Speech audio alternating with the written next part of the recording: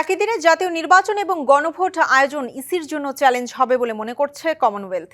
এমনটাই জানিয়েছেন কমিশনের সিনিয়র সচিব আখতার আহমেদ। সকালে রাজধানীর আগারগাঁওয়ে নির্বাচন ভবনে প্রধান নির্বাচন কমিশনার এএমএম নাসির উদ্দিনের সাথে বৈঠকে একথা জানান কমনওয়েলথের মহাসচিব শার্লি বচওয়ে।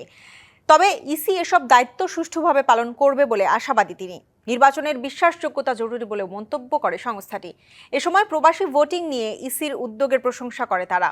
ইসি চাইলে কমনওয়েলথ যে কোনো ধরনের সহযোগিতা করবে বলেও জানানো হয়। এ সময় ভোট নিয়ে প্রস্তুতির অগ্রগতি তুলে ধরে কমিশন। এদিকে নির্বাচন সামনে রেখে দেশি পর্যবেক্ষক সংস্থাগুলোর সাথে মঙ্গলবার বসতে যাচ্ছে ইসি। রেফারেন্ডামটা একদিনে হবে, এটা আমাদের একটা বাড়তি দায়িত্ব। আমাদের প্রস্তুতি সম্পর্কে ওনারা বলেছেন যে এটা আপনাদের একটা চ্যালেঞ্জ, কিন্তু ওনারা আশা করেন যে আমাদের প্রস্তুতি নিয়ে আমরা যেভাবে আগাচ্ছি তাতে এটা আমরা সফল হবে।